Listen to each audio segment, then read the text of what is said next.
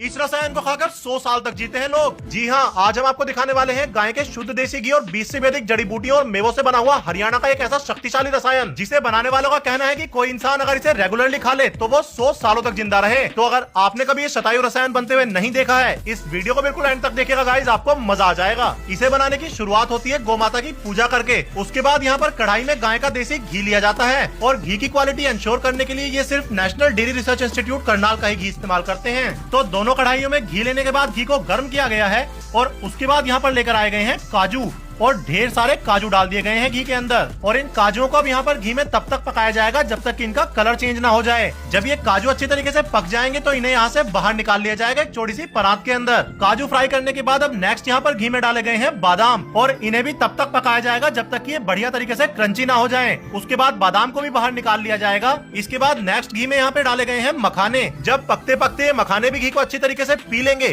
तो इन्हें भी यहाँ से फिर बाहर निकाल लिया जाएगा। नेक्स्ट यहाँ पर घी में डाले गए हैं खीरे के मगज जो कि बहुत न्यूट्रिएंट रिच होते हैं। इन्हें भी घी में अच्छी तरीके से पकाने के बाद बाहर निकाला जाएगा। खीरे के मगज के बाद अब यहाँ पर घी में डाले गए हैं खरबूजे के मगज। इनको भी पकाने के बाद बाहर निकालकर फैलाया जा रहा है ठंडा करने के लिए। और लास्टली यहाँ पर इस वाली कढ़ाई के अंदर डाला गया है गोंद। गोंद को भी अच्छी तरीके से घी में पकाने के बाद बाहर निकाल लिया जाएगा। तो इस वाली कढ़ाई का काम तो अपना पूरा हो गया है। उसके बाद जो दूसरी वाली कढ़ाई के अंदर घी लिया गया था, इसके अंदर डाला जा रहा है शरबती गेहूं, अश्वगंधा और शतावर का आटा। इन तीनों चीजों के आटे को यहाँ पर घी में लगभग कोई आधे घंटे तक पकाया जाएगा। उसके बाद देखिए बेसन लेकर बेसन डाला गया है इसके अंदर। बेसन डालने के बाद लगभग आधे घंटे तक इसे और पकाया जाएगा। और जब फाइनली ये आटा पूरी तरीके से यहाँ पर पक जाएगा तो इसे भी यहाँ से बाहर निकाल लिया जाएगा एक और बड़ी सी परात के अंदर, जहाँ पर इसमें खसखस डाला जाएगा और जितना भी आटा पका है वो सारा इसी परात में ले लिया जाएगा। खसखस को इस आटे के अंदर अच्छी तरीके से मिलाया जाएगा और फिर लगभग 1 घंटे तक इसे यहाँ पे ठंडा किया जाएगा। ठंडा करने के बाद खसखस मिले हुए इस गेहूं, अश्वगंधा और शतावर के आटे को फिर से कढ़ाई के अंदर डाला जाएगा। और यहाँ पर अब इसमें एक एक करके काफी सारी चीजें डाली जाएंगी, जिनमें से सबसे पहले डाली गई है कुटी हुई काली मिर्च और भूरी मिर्च। उसके बाद डाला गया है पिसा हुआ कमरकस जो कि आयुर्वेद में हजारों सालों से इस्तेमाल होता आ रहा है।